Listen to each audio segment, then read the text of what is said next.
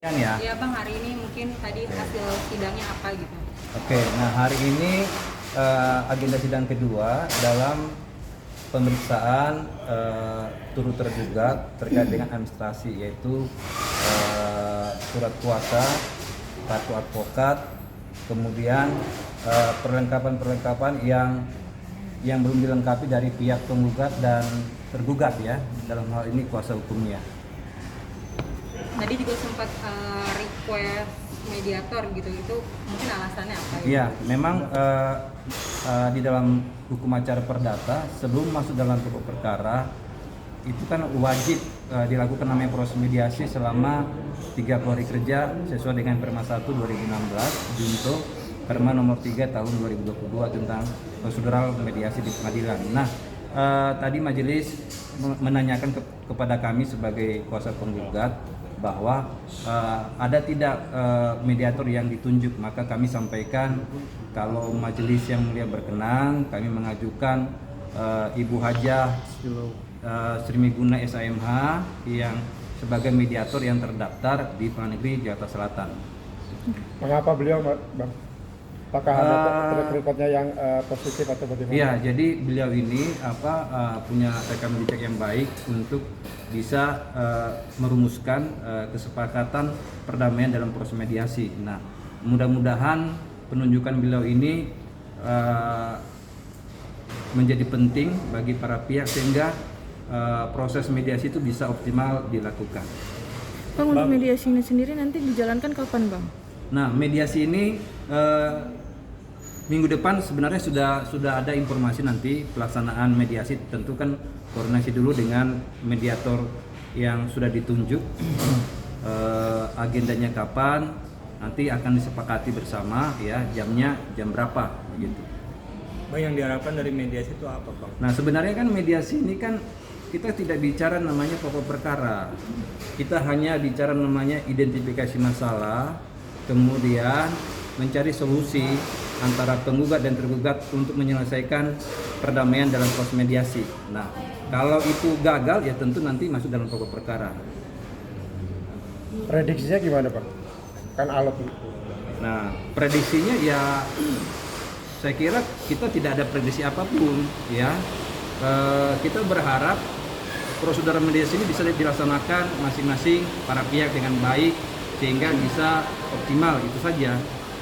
Bang, berarti peluang untuk berdamai Masih ada bagaimana, Bang? Oh iya, karena kan memang sesuai dengan Perma 1 2016 itu kan agenda mediasi ini kita tidak bicara namanya alat bukti dan pokok perkara, kita bicara solusi.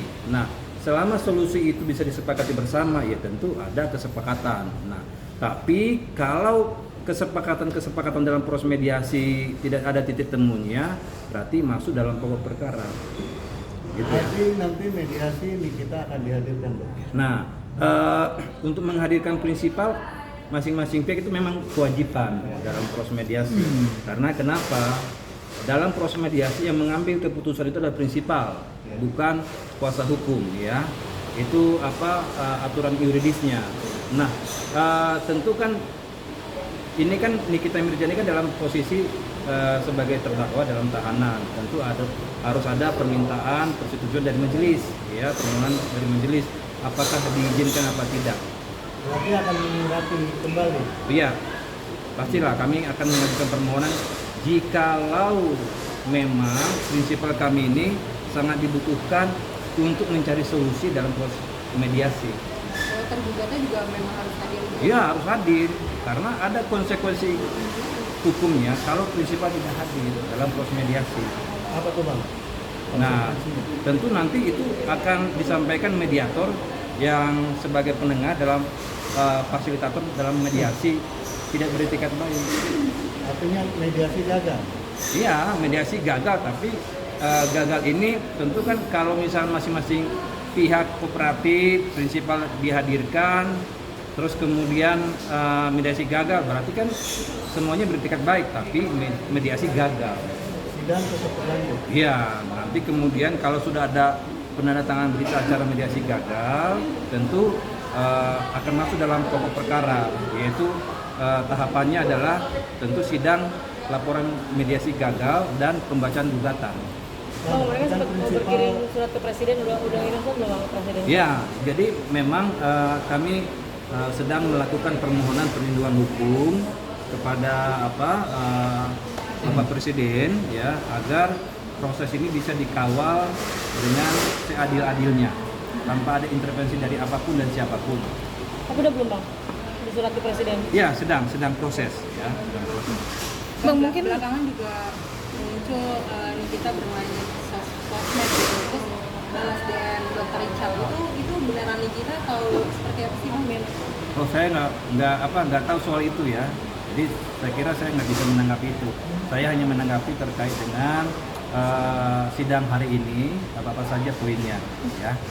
Bang, mungkin terkait di pidananya Bang, ini kan sempat juga pledoi dari Nikita ditolak oleh jaksa dan ingin melanjutkan tetap vonisan 11 tahun itu, mungkin seperti apa nih Bang menanggapinya Bang? Iya, nah pledoi itu kan sudah disampaikan kuasa hukum daripada terdakwa. Dalam hal ini ada Bang Dr. Usman SMA, ada Bang Dali, ada Ibu Mega, ada Ibu Sindu ya.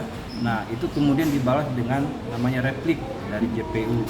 Dan kalaupun dalam replik itu ada penolakan, ya itu sah saja.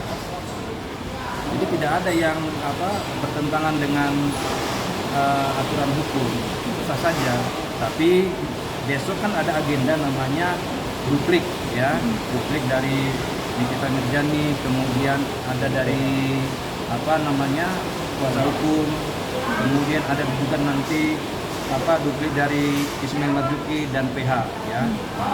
Itu nanti akan disampaikan besok ya. Jadi teman-teman tunggu saja agenda besok ya. Tapi dari penuturan JPU sendiri, Tapi apa presiden akan merespon ya setelah dari Presiden.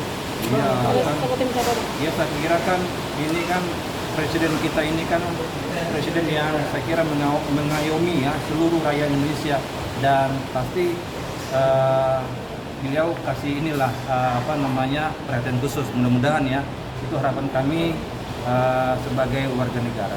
Itu bagian dari Kaniki atau dari layar nih bang? Ide untuk surat ke presiden? Itu keinginan dari Nikita Mirzani ya.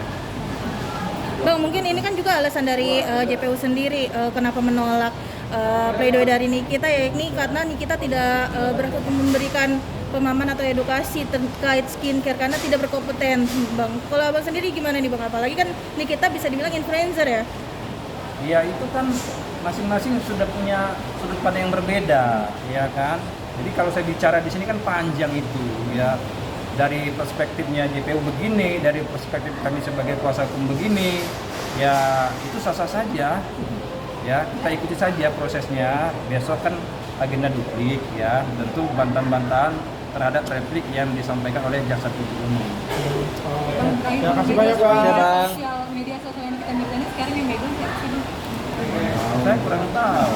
Adminnya atau Nikita Mirzani? Saya nggak tahu juga. Ya.